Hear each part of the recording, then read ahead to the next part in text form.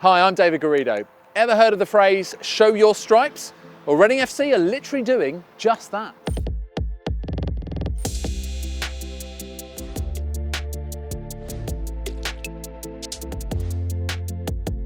Honestly, I was actually really impressed that they decided to show their support for the climate stripes. I think it was a really impactful and meaningful thing to do, and choose their home kit to do it is quite a bold statement. So I was really impressed that they chose to do that. The Royals kits have never had these weird red and blue barcodes before. It's eye-catching, liked by some, not by others, and it's about climate change. Generally, people know that there is a problem, the world is facing a problem.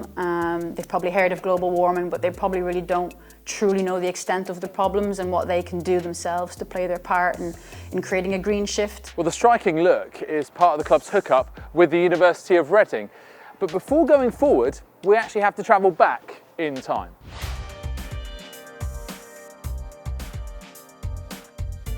I'm Professor Ed Hawkins, I'm a climate scientist and I devised the climate stripes.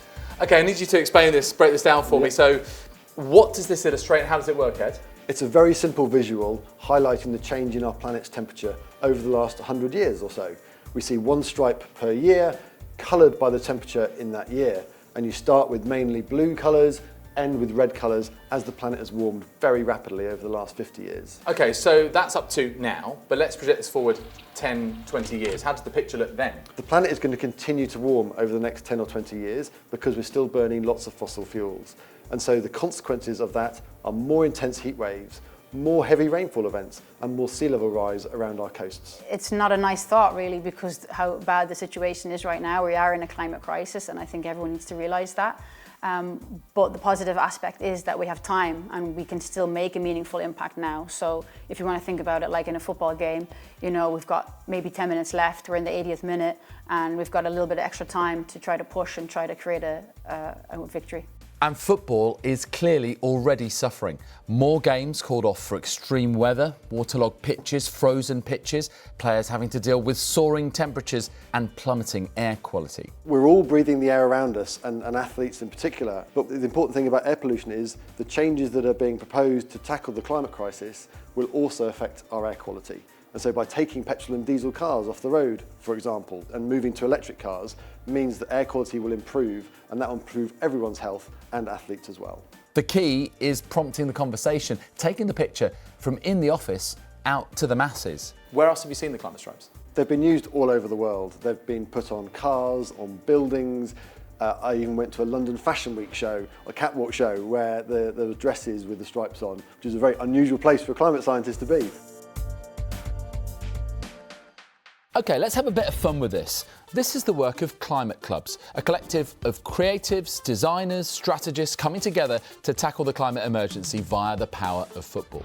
How do you actually engage people in a single visual image? So we've subverted the badge to try and get fans kind of talking. You know, I think one of the big problems is that a lot of the climate messaging is quite heavy. It's sat in policy documents that are really long. So for example, the Reading badge changed to royally screwed if we go over 1.5 degrees Celsius. Yeah, it's been amazing. I mean, we've had over 20 million earned media impressions so far.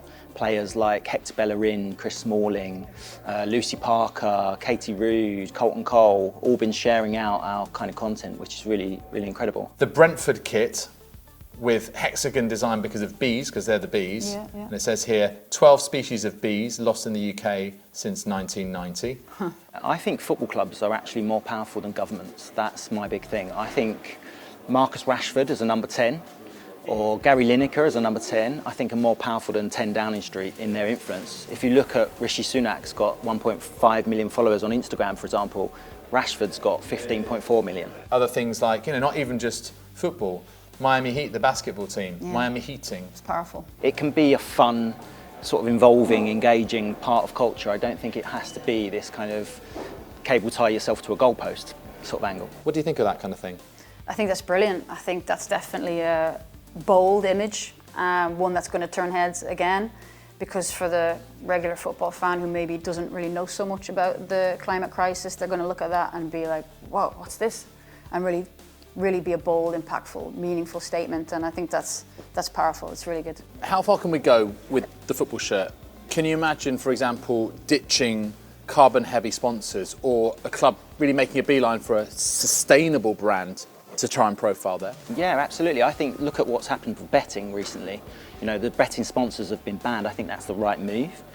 Are we going to follow suit and ban kind of fossil fuel companies? Probably. I think that will end up coming. So maybe it's the clubs now who get ahead now that will be the brand leaders in the coming years. I think policy will come soon. There will be things like a 100-mile flight ban. For clubs won't be able to fly short haul, for example. So the clubs that get on this journey now will be the ones that are gaining the traction of the next generation of fans.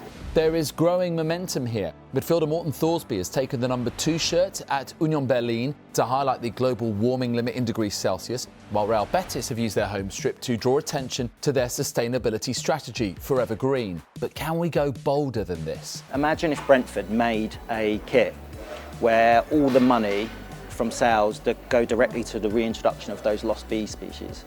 Imagine if they made a wildflower seeded matchday programme that fans could take home and bury in their garden or local community and grow club colours in wildflowers. Yeah, football has a responsibility, you know, like you said, it's the most supported sport in the world, and it really has a unique position of being a leader for change. So can you imagine the impact that will have on literally billions of fans across the world if football takes on their responsibility, reduces their own carbon footprint, and spreads that message of climate action?